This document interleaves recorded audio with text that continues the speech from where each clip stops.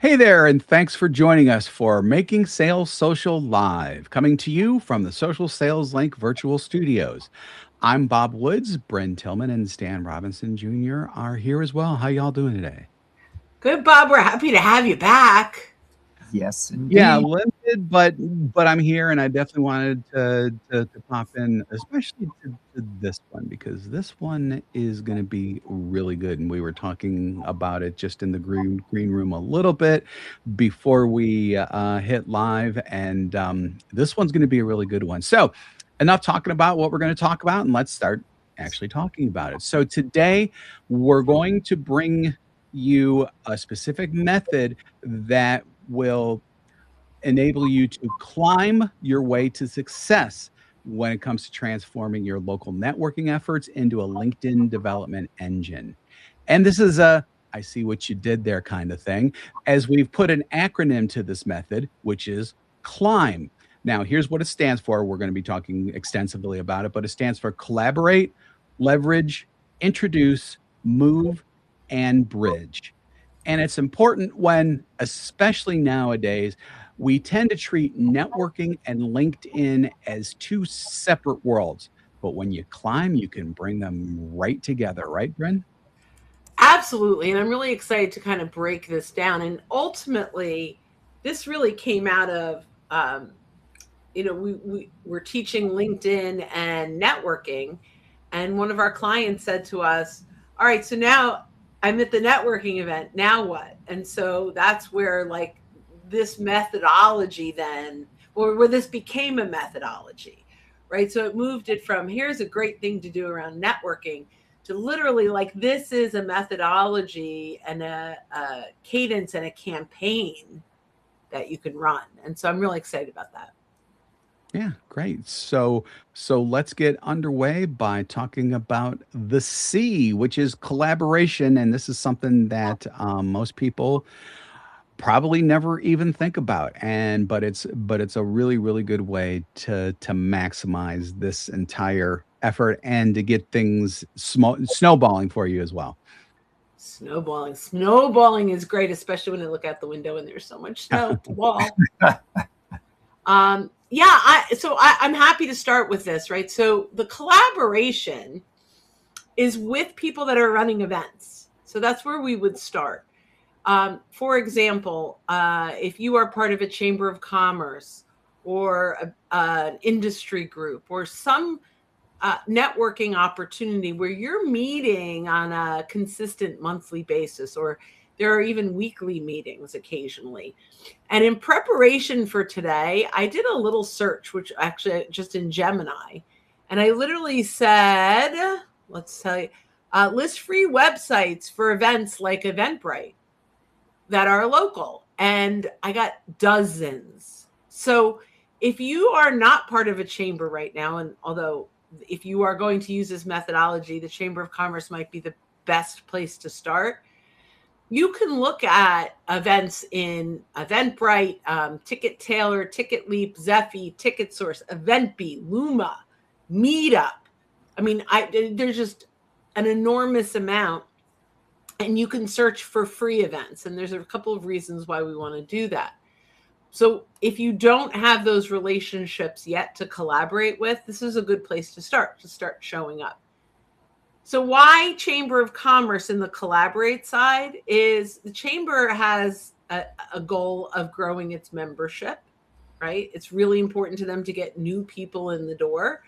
They often have free tickets for folks that have never been there before. That's sometimes just you can come twice for free. A lot of chambers offer that.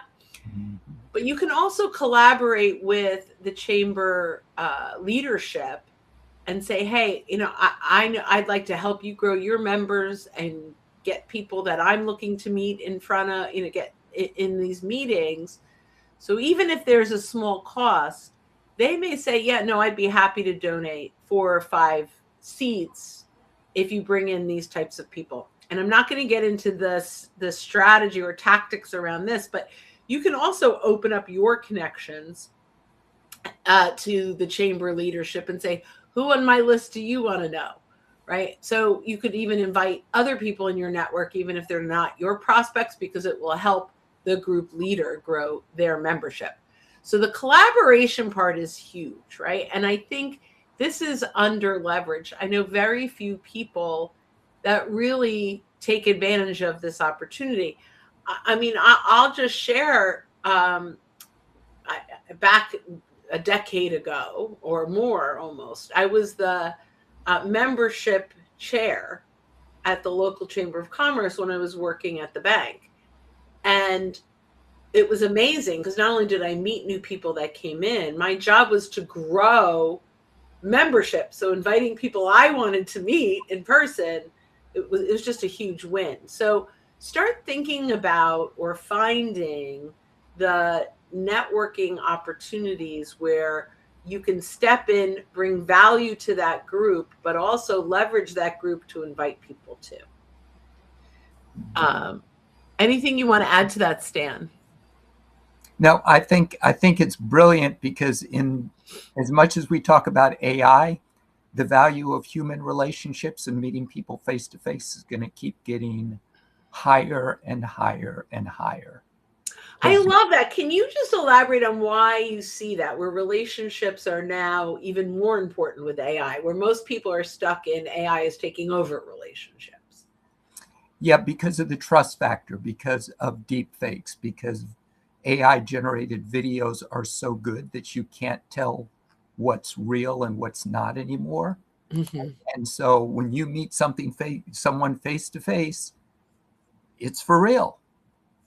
And building trust has always been the foundation of relationships. So being able to do things face to face and combining them with LinkedIn is just great. Yeah, I love that. And I agree with you. I think in person is coming back big. Yeah. Mm-hmm. Yeah. So our next one, and we have it as leverage, but I just edited it to be leverage or LinkedIn, whichever one, or leverage LinkedIn. And I think that this is really important to do because we now have the very simple task of searching for exactly the people that we want to meet, that we are already connected to and that we've been ignoring. And we can do that with location. And in fact, even in the free LinkedIn, you could put in 5 or 6 towns within, a radius of where the event is and really be able to hone in the people you want to invite that are not just your social proximity, but your geographic proximity as well. And so by creating these targeted searches of your first degree connections, it's a simple message. But we can also leverage this as second degrees. And there's a couple of ways to do this, especially once you've invited a lot of folks to these events. So maybe you start off and the first one you invite, 30 people and 3 people come. And, maybe, you go to, and we'll talk about how to convert that, but they now also have a network of the next layer of people that you might want to meet.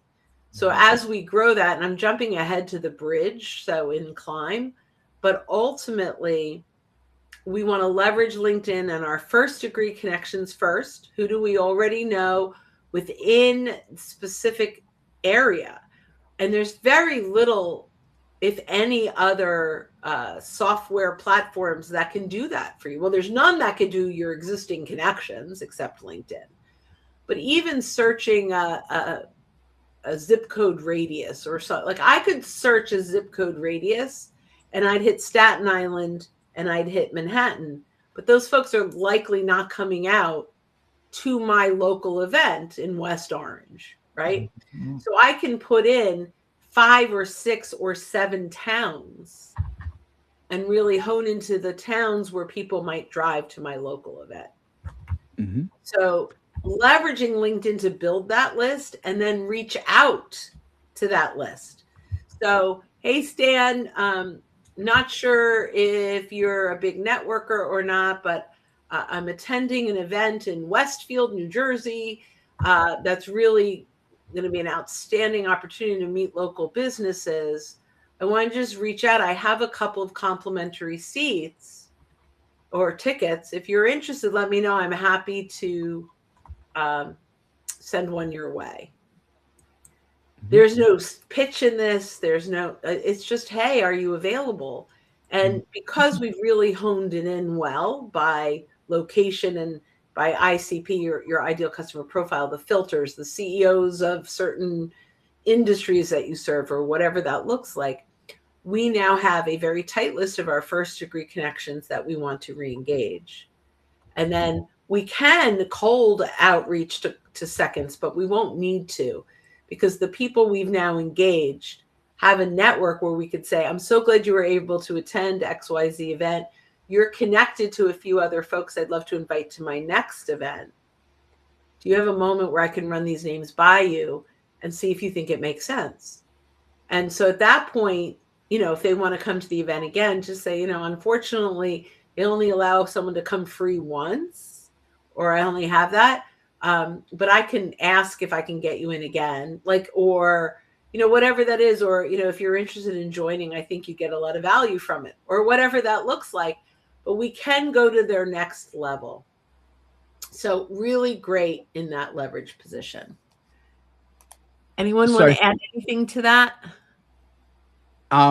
Actually, because you kind of broached it a little bit, we did have a question and comments that I'm going to show now from Volney. Can you address the successful ethics on how to collaborate with groups? And I think that Bryn just mentioned a couple of really good things about that. And as in my opinion, it's just about being present, coming in with a genuine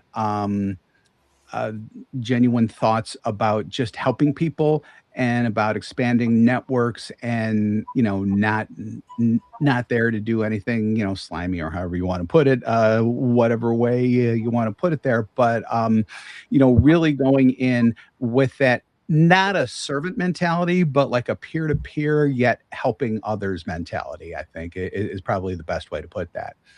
Yeah, I love servant mentality anyway. So if you want to add that in, you're more than welcome to. Yeah. And this really comes down to one of our tenets, which is detached from what the prospect is worth to you and attached to what you're worth to the prospect.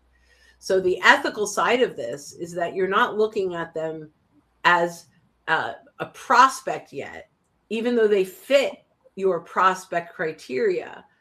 Your first approach is to bring them value. Right. And you'll earn the right for them to care about you. So I love that. Anything you want to add to that? No, I think that's perfect. I love perfect. And you're welcome, Volney. Awesome. All right. So the I in climb is introduce, right? So there's a couple of ways I look at the introduce piece here. The introduce, if you've invited, let's say you've invited 30 people and 3 people come. And I have found in the past, I haven't done this in a long time, and I'm going to be doing this again, but I have found in the past that about 10% of the people you invite, if you've done a good job of the right people for the right event in the right location, will show. So I invite 30 people, maybe 3 come. I am now a host in some ways, right? I understand I'm not the Chamber of Commerce, but because they're my guests, I need to kind of switch into the host mentality. I need to bring them in. Likely, I know more people in the room than they do. So I might come in and I might start with who are the types of people, even though I should know this because I did my research on LinkedIn, or maybe it looks like, here are the types of people that you might want to meet. Am I right? Are there any other folks that you want to meet? I can make some strategic introductions to you. And you're not talking about your stuff at all. Your complete purpose in this is to make that event successful for each of those 3 people. And you can even introduce them to each other. You guys are all my guests. I just wanted you to meet. And your whole job is to make that event successful for your guests. And when you come in, again, that's like that servant mentality. It's about helping them succeed. It's about value, right? And people see you as a networker. And if I can just share from my experience, people don't remember what you told them you do. People remember how you made them feel, right? Did you make them feel Like, welcome. This might be the first time they don't know anyone else in this room, and they may not have even met you before. So if you can make them feel welcome and comfortable and introduce them to the director, the chamber person, right? And now they feel like, a belonging, which is what we all want to feel, right?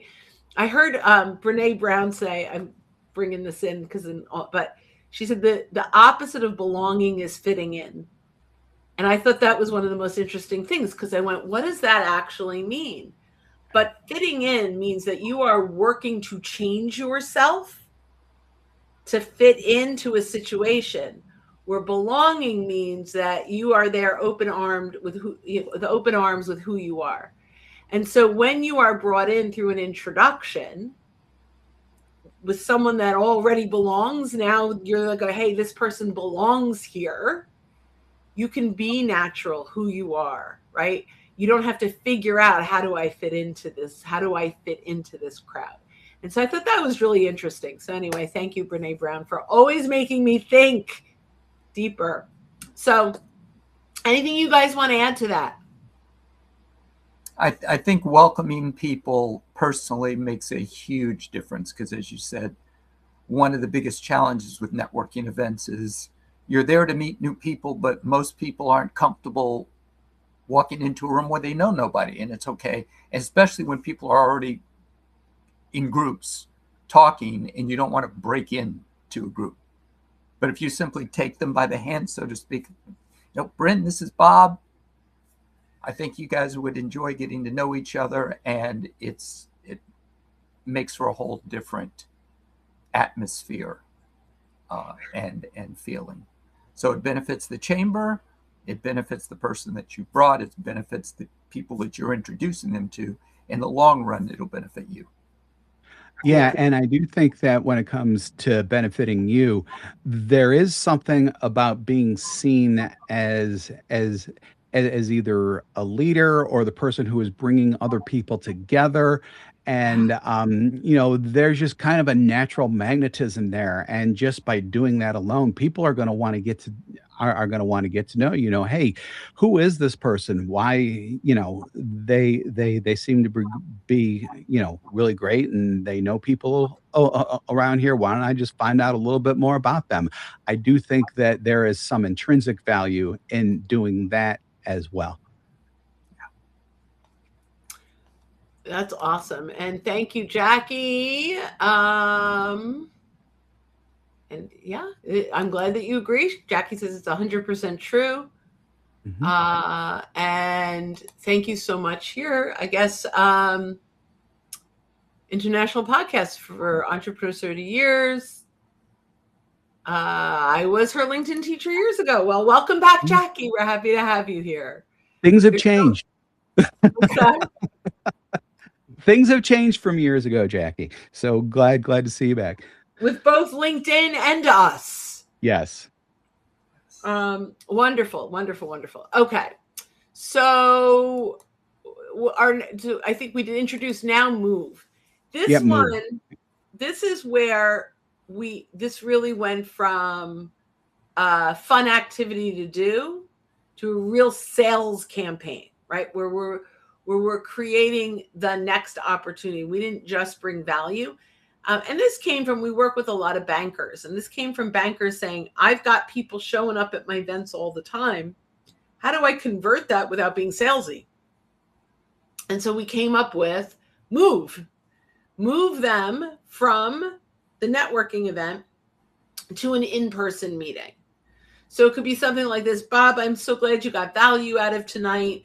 If you have any questions about joining the chamber, I've been part of it for a couple of years. It's really great. I'm happy to send information or get you connected with the director.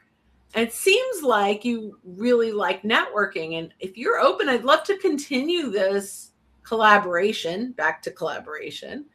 I'd love to continue this. I'm happy to open up my LinkedIn connections to you. We can review them, and maybe I can make a few really strategic introductions. I'm not saying I'm going to make 1 million of them, right? I can make a few introductions. I'm even happy to come to your office. What a big win. right? That's a huge opportunity. So there are a couple things around that office visit that I can talk about for a minute about how to make the most out of that. But when you get to their office, you are now deepening this relationship. And here's the purpose. I'm going to first go through the purpose of that one-on-one and then how to make that visit even more effective. But now I'm like, Bob, I'm so glad you enjoyed the event. I brought my laptop. I'm happy to open this up and you filter out, who do you want to meet? What are the industries, right? And build a filter of your first degree connections. And maybe you get 14 names that meet Bob's criteria. And you go through them and you talk with Bob about what he does and how he helps. And yeah, this would be good. So of the 13, we now have 3 people. I'm like, all right, Bob, I'm going to make these introductions for you. I'd be happy to do that. If you want to send me a little kind of how you like to be introduced, that way I can get your exact words and how you want to be introduced. I'm happy to do that. And then Bob is naturally going to say, well, how can I help you, Bryn? That's just what we do, right? So one of the things that we teach deeply at Social Sales Link is how do you build a first degree search in the free LinkedIn that creates a unique URL that you can share with anyone. And when they click through that URL, they then see the list of their first degree connections that meet the criteria of whom you want to meet. Huge opportunity here, right? So you can easily say, oh, thanks. Email them the link. They click through it. You'll look at their computer and there's the list of the people they know that you want to meet. And they can either make a strategic introduction to a couple of them, or you can even say, hey, if it's okay with you, I can reach out to them directly and drop that we chatted, if that's okay. I like to keep control versus put it on their plate. Plus, they are thrilled to not have to make that list. But you're going to go home and not have that list. So there are a few things that you can do. They can take a couple of screenshots of their pages if they want to, or they can copy and paste certain names. There's a few things that they can do to make that easy for you to go back and and there might be a couple of people they say, yeah, not this person and not this person. So you have to take notes on that. You can also, if it's convenient, they can print out those pages right there and you could take notes on the pages if they have the ability to print from their office. Mm-hmm. Here's what's going to happen now. I now have the opportunity to say, hey, Stan, thank you so much for the willingness for me to reach out to these folks. I just want to share with you a little bit about what I'm going to do and say. And I may even say this before I review the names. Like, here's how we help people. I would do this before we review the names. So I'm going to just share a little bit about how we help people. So when we review these names, you might be able to determine whether or not it's a good fit or I should reach out to them. Mm-hmm. This is the way that you can talk about what you do. It's your pitch, but you're not pitching them. If you're going to use their name or they're going to make introductions, they should know what you do. So that can convert to, oh, that's so interesting. How do you do that? And they can now transition that into a how you can help, if that makes sense. The last piece on this, this was going to be a quick one, right? Never a quick one. The last piece on this, on Move, is I'm going to go back to that LinkedIn, the L for leverage or LinkedIn. And we want to buyer map or strategically map out. We use Sales Navigator to do this, but there's lots of ways to do this. All the other people in that office that you might want to meet. And before you reach out to these folks and say, hey, Bob, I'm going to be meeting with Stan Robinson next week. I thought I'd connect and introduce myself. And so now I'm connected to 4 or 5 other people inside the organization. And I say, hey, Stan, thanks so much for your time. I don't know if Bob and Reggie and Fred and Ann are here, but I'm connected to them on LinkedIn and I'd love to just pop in and just introduce myself in person. Is that possible? And so now you deepen those relationships to say, hey, I'm your connection, Bryn. Nice to see you. I mentioned it's going to be here. Yeah, great. Right. And so now you are deepening the relationships inside the organization. Wow. That was a lot. Yeah, it's a big one though. It's a big step in all of this, especially because you're now making that shift that you were talking about before. So I think it's important. Okay, so I messed up so move is getting that appointment to get to their office. Bridge is that whole thing we just talked about. Right. Yeah. You also kind of combine both into I one. did But yeah. combine them. So move is getting the appointment to come in. Bridging is what you do when you're there. Right. That's good. So I actually got through it. Yeah, you did. Awesome. Yeah. Yeah, you did. Just just going through. I don't know for this one from Volney, promote connections on live events like this one. See, that kind of goes beyond local. On live events like to expand on what smart ways to promote. So are you talking about getting people to come to your live events? Yeah, we need a little clarification here if you don't mind. It could go in a lot of different directions. But promoting, so if you are let's say you are deeply connected in the chamber, maybe you are a membership chair, maybe you can partner with them to create the event inside of LinkedIn.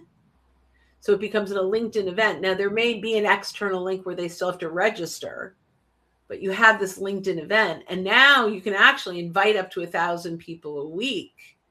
It's a lot, but you can invite up to 1,000 people a week pretty quickly to those events based on the LinkedIn event itself. So I don't know if that helps or if that answers that question. Yep. So anything else, you guys, Stan, anything you want to add to this? No, I think this has been fabulous. It's funny, we talk about moving people off LinkedIn when we connect with them there to email and to a phone call. The goal isn't to stay on LinkedIn. Same philosophy here. Move from the networking event to another meeting. Yeah, to their office if possible. Yes. Yeah. So it's like off and then into LinkedIn for a little bit and then right back off, but using LinkedIn more as a tool rather than the actual connection vehicle. Or I mean, the actual networking vehicle is what I meant to say. So, it's interesting that you say that, because what goes through my head now is like LinkedIn is probably part of the whole thing, right? So, because when you're at the event, you use your LinkedIn app to connect with people, the QR code. So you're using it at the event. You're using it when you get to the office. You're opening up your LinkedIn, right? So I feel like LinkedIn is the tool that's threaded throughout the entire process. So really fun. Yeah, definitely. Definitely. So, it's all about curating relationships. It's not about collecting business cards like you would with, baseball cards, Pokemon, Magic the Gathering, like those types of things. It's about curating relationships. And I think that we just, did it all, talked about it all. So it's time to go forth and climb your way to success. Sorry, I had to do it one more time. I love that. You're so clever. So thanks for joining us for this episode of Making Sales Social Live. We do these weekly, so join us. If you're listening to us on as a recording on our podcast, go ahead and hit that subscribe or follow button if you haven't done so already. Drop us a like and a comment too if you'd like to as well. Besides these LinkedIn Lives, we also interview leaders and experts in sales, marketing, business, and many more areas. So catch those episodes as well. Socialsaleslink.com/podcast is where you're going to want to go if you want more information about all of the things that we do podcast-wise. So when you are out and about this week and every week, be sure that you're making your sales social.